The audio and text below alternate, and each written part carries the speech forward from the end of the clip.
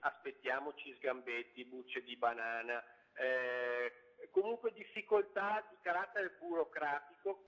Il presidente del Consiglio regionale ne è convinto, non sarà l'ultimo ostacolo sul traguardo del referendum per l'autonomia del Veneto. Quel pasticciaccio brutto di Roma, potremmo dire citando Carlo Emilio Gadda. Il caso ormai è noto, il Ministero dell'Interno dice no all'uso della tessera elettorale che ogni avente diritto al voto deve esibire al seggio assieme al documento di riconoscimento. Il motivo? Non è stato spiegato, tuona Palazzo Balbi, come se quello del 22 ottobre fosse un sondaggio, non una consultazione con tutti i crismi, normata da una legge regionale, per di più confermata dalla Corte Costituzionale. Insomma, un siluro burocratico in piena regola a 2 mesi dal voto. Quando facciamo i referendum per le fusioni dei comuni, ed è una legge regionale che incardina quel tipo di consultazione, viene usata normalmente la tessera elettorale.